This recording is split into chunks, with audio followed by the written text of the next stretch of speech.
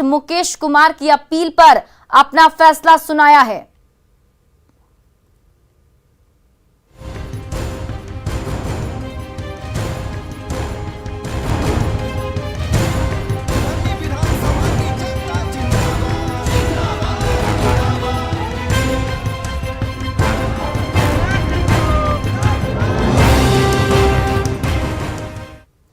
कुर्नी विधानसभा उपचुनाव को लेकर सभी दल अपनी पूरी ताकत झोंके हुए हैं। आज महागठबंधन की सभा तुर्की में हो रही है। सभा का जायजा लिया हमारे संवाददाता रवि एस नारायण ने। कुर्नी विधानसभा उपचुनाव को लेकर के सारे दल जो हैं वो पूरी ताकत झोंके हुए हैं और चुनाव का वक्त नजदीक है। और तस्वीरें हम दिखा रहे हैं कि आज कुर्नी की ये तुर्की है और तुर्की में आज तेजस्वी यादव, ललन सिंह, जीतनराम मांझी, तमाम लोगों की जो है एक साथ सभाएं जो है वो आज होनी है। और यहाँ लेकर के जहाँ एक तरफ बीजेपी पूरी ताल ठोके हुए है, उनका कहना है कि 2015 जो है एक बार दोहराएंगे, तो यहाँ आरजेडी जो है वो पूरी ताकत झोंके हुए है। इनका कहना है कि 2020 का जो नतीजा है वो एक बार फिर से सामने नजर आएगा। तमाम लोग जो है वो सुबह से यहाँ पे जुटे हुए हैं। तो क्या लग रहा है यहाँ पे? आप दावा तो कर रहे हैं लेकिन बीजेपी कह रही है कि जिस ढंग से गोपालगंज आप हारे वही नहीं, यहाँ कोई ऐसी स्थिति नहीं है। यहाँ कोई कनफुकवा का काम नहीं चलेगा। यहाँ सभी पंचायतों में हम भारी वोटों से लीड कर रहे हैं और आपको पता चलेगा 7 तारीख को जब रिजल्ट होगा तो पूरे कुरहनी में निश्चित रूप से महागठबंधन का परचम तीर छाप ही लहराएगा। आपके लिए कोई चुनौती नहीं है।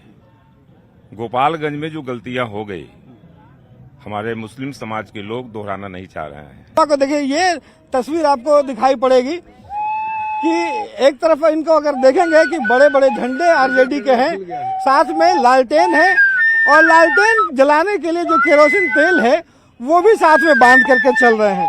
और ये तस्वीर साथ में ये बांसुरी भी बजाते हैं। कितने साल से बाबा ये झंडा लेके चल रहे हैं? अरे लालू भाई के मुड़ी में ठोकर चला हो, आधे से बानी हो, मत पूछिए दे कब से बानी।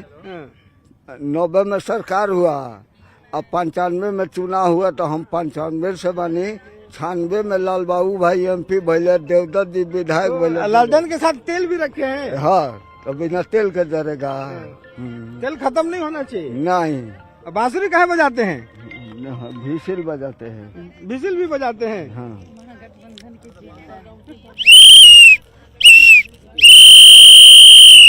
तो ये एक ढंग से कहीं आरजेडी का बिगुल है और इनका कहना है कि कुर्नी से जो है इस बार की जो जीत होगी वो आरजेडी की होगी। हालांकि देखना होगा कि मतदाता जो है यहाँ से किसे चुनते हैं। कैमरा पर्सन दीपक के साथ रवि एस नारायण, न्यूज 18 कुर्नी। और बीजेपी का बड़ा आरोप सामने आया। बीजेपी ने राज्य निर्वाचन आयोग पर आरोप लगाया है, सरकारी बाबू का दफ्तर बना आयोग। ये कहना है बीजेपी का, राज्य सरकार का दफ्तर बनने का आरोप लगाया गया है। संजय जायसवाल बीजेपी के प्रदेश अध्यक्ष ने ये आरोप लगाया। उनका कहना है कि सरकारी बाबू का दफ्तर बन चुका है आयोग, राज्य सरकार का दफ्तर बनने का आरोप लगाया गया है। चुनाव आयोग स्वतंत्र एजेंसी के रूप में कार्य न करके बल्कि मुख्यमंत्री जी के ऑफिस के स्टाफ की तरह कार्य कर रहा है। बिहार के किसी भी नगर में कोई सांसद अथवा विधायक कोई पुरानी योजना का उद्घाटन करना चाहते हैं, कोई कार्यक्रम करना चाहते हैं, तो हमें बताया जाता है कि आदर्श आचार संहिता लागू है और इसलिए आप नहीं कर सकते हैं। वही माननीय मुख्यमंत्री जी, उप मुख्यमंत्री जी और प्रधान सचिव मिलकर के पटना के गांधी मैदान में 2019 के पहले की नौकरियों को नई नौकरियां बता के बांटते हैं। उससे निर्वाचन आयोग को कोई दिक्कत नहीं होती है। वहीं संजय जायसवाल पर पलटवार किया है। जेडीयू ने इसका करारा जवाब दिया है। जेडीयू की तरफ से कहा गया कि हताशा में ऐसे बयान दिए जा रहे हैं। राज्य निर्वाचन आयोग पर आमने सामने है जेडीयू और बीजेपी। बिहार भाजपा के प्रदेश अध्यक्ष संजय जायसवाल जी हमेशा अपने बयानों से यह साबित करते हैं कि राजनीतिक रूप से वो कितने दिवालिये हो चुके हैं। हमारी सरकार पर आरोप लगा रहे हैं संवैधानिक संस्थाओं के दुरुपयोग की। आरोप लगाने से पहले जरा अपने गिरेबान में झांक कर देखना चाहिए। और इसी बीच दानापुर से बड़ी खबर आपको बता दें, एक युवक की हत्या से सनसनी फैल गई है। धोबी टोला में युवक की हत्या की गई, गला काटकर मौत के घाट उतार दिया गया। काजू नाम के शख्स के बेटे पर हत्या का शक जताया जा रहा है और चचेरे भाई को पुलिस ने गिरफ्तार कर लिया है। तो युवक की हत्या के बाद से इलाके में दहशत का माहौल है, जिसके बाद से धोबी टोला में युवक की हत्या की गई है। फोन कर लगा तो हम आइलू हुआ। विकास कौन है? विकास मोहल्ले के एगो किदार रहा लगा तो वही फोन कर लगा कि तो कदुआ ले गया, कदुआ के भतीजा ले गए वाला रोगलुआ के ले जाकर मर्डर कर लगा। अच्छा, तब थाना कब बताया? लाश कब मिला? तो वही 3 बजे हमारा फोन कर लगा जल्दी में काजू। और समस्तीपुर में एक युवक की पिटाई का मामला सामने आया है। कुछ बदमाशों ने मिलकर युवक की पिटाई कर दी और घर के दरवाजे के बाहर फेंक दिया। दहशत फैलाने के लिए अपराधियों ने कई राउंड गोली भी चलाई। फिलहाल घायल युवक का अस्पताल में इलाज चल रहा है। वहीं पुलिस पूरे मामले की जांच में जुटी हुई है।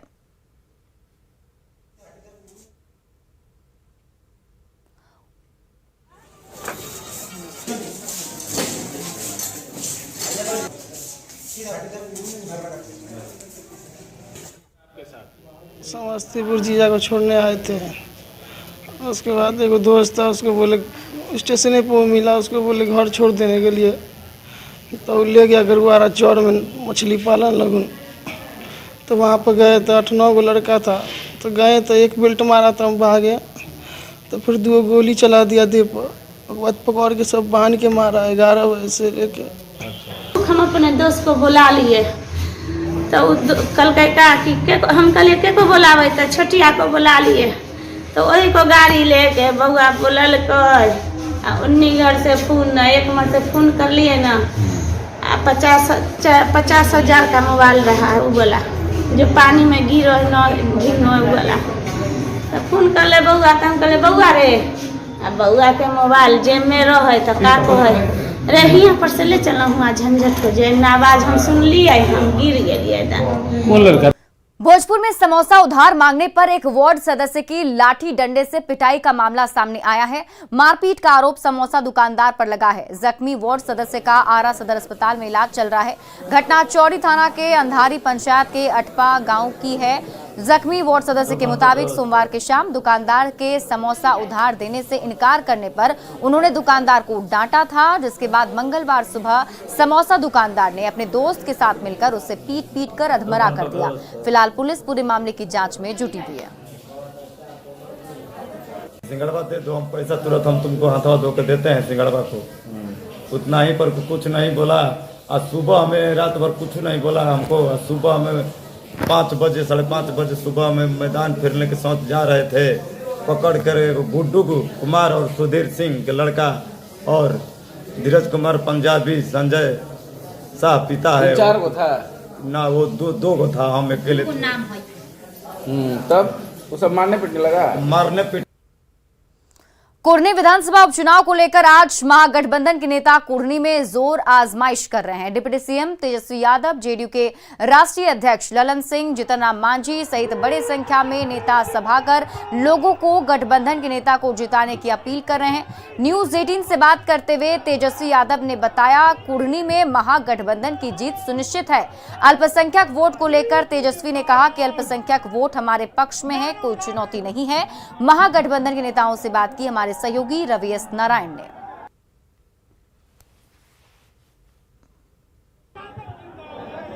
आज जो उपचुनाव कुर्दी का हो रहा है, इस चुनावी जनसभा में आए हुए आप सभी लोगों का हम अभिनंदन करते हैं, आप सब लोगों का स्वागत करते हैं और आप सब लोगों को आदाब, प्रणाम, सलाम राष्ट्रीय अध्यक्ष आदरणीय लालू जी की तरफ से हम देने आए हैं। और महागठबंधन ने यानी 7 दल है, यानी नीतीश जी, लालू जी ने मिलकर के मनोज कुशवाहा जी को कुर्दी उपचुनाव का प्रत्याशी बनाया है। और हम आप सब लोगों से अपील करने आए हैं कि इनको ज्यादा से ज्यादा मत दे करके तीर के निशान पर बटन दबा करके भारी मतों से विजयी बनाने का काम कीजिए। और पिछला चुनाव में कुर्दी की जनता ने राष्ट्रीय जनता दल को जिताने का काम किया था, इसके लिए भी हम आप लोगों के आभारी रहे हैं। लेकिन ये जो महागठबंधन, हट जाओ भाई। बढ़ते आगे, कोलकाता में मेडिकल की पढ़ाई कर रहे जमुई के छात्र की संदेहास्पद मौत के बाद परिजन और ग्रामीणों में आक्रोश है। आक्रोशित परिजनों ने कार्रवाई की मांग को लेकर जमुई नवादा मार्ग को जाम कर दिया है। 21 वर्षीय प्रियरंजन कोलकाता में रहकर मेडिकल की पढ़ाई करता था। परिजनों ने कॉलेज में रैगिंग के नाम पर टॉर्चर का आरोप लगाया।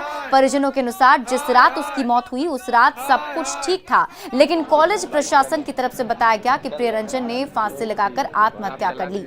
परिजनों का आरोप है कि कोलकाता के 12 नगर थाने में शिकायत दर्ज होने के बावजूद पुलिस अभी तक कार्रवाई नहीं कर रही है। ये मेरा भाई है, इसके विरोध में रोड को जाम इसलिए किया गया। ये पढ़ता है NILD में, कोलकाता इंस्टीट्यूट है ये।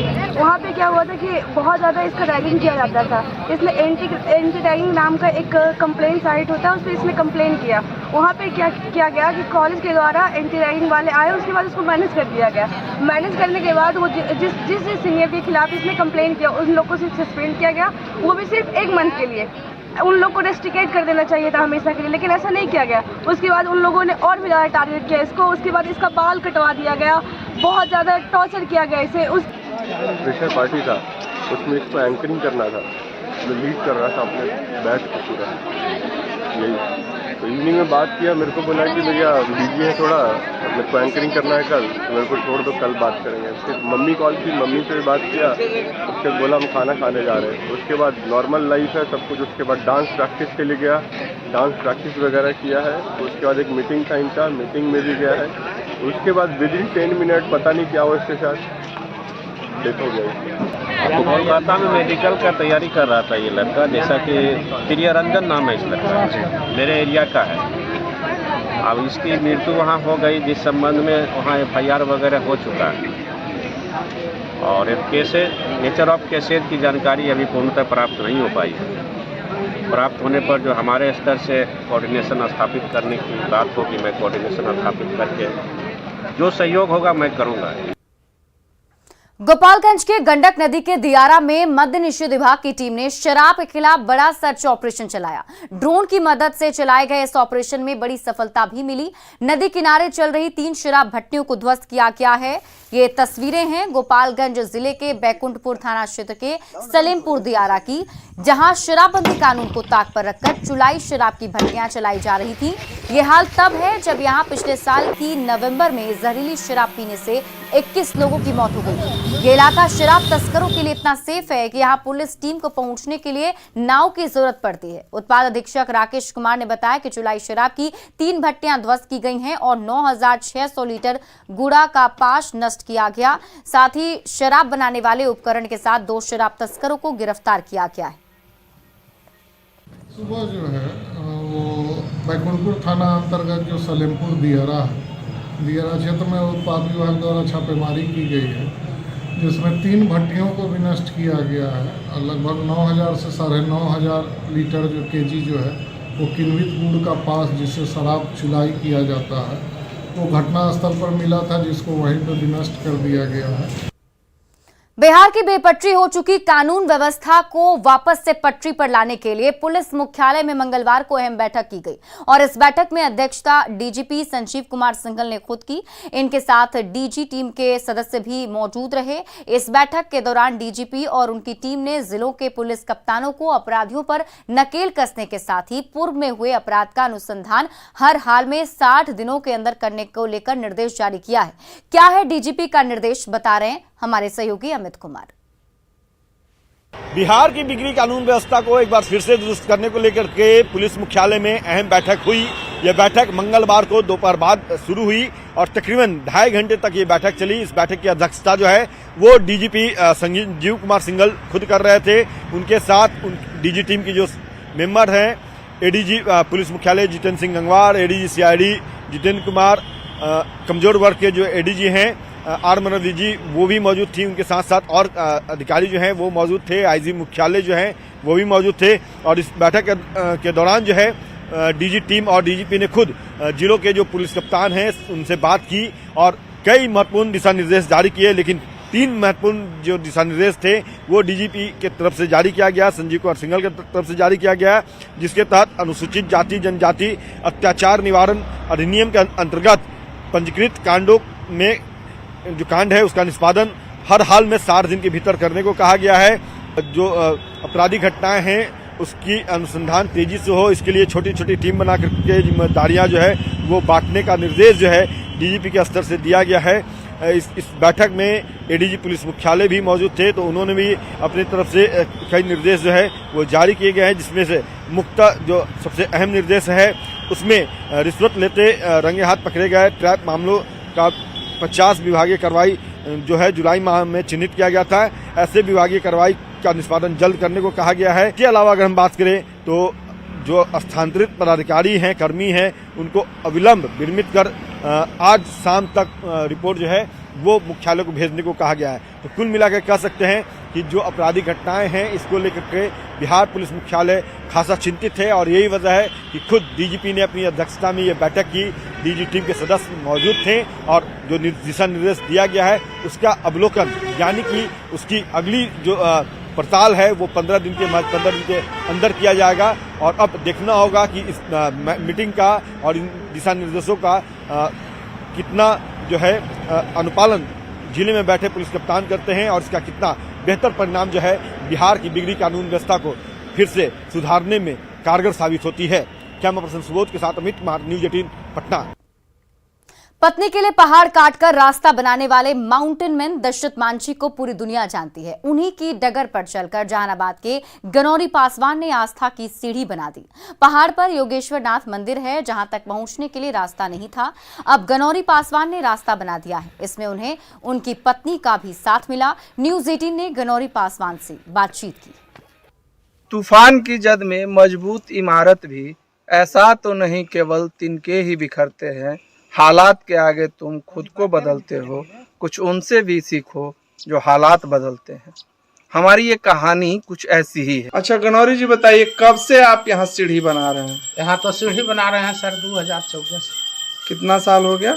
अभी 2014 से मेरा 8-9 साल होने जा रहा है। अच्छा, कितना सीढ़ी बना है, कुछ ध्यान में है? ध्यान में तो है कि 400 सीढ़ी से ऊपर बन गया है सर। अच्छा, तो कैसे ये ख्याल आया? एक ख्याल आया कि इस पर रास्ता नहीं था। अच्छा, मगर हम लोग नागरिक थे, आते थे, मगर बाबा में ममता था, सब ढल ढल मनाल था, कोई ताकते नहीं थे, आने जाने का रास्ता नहीं था।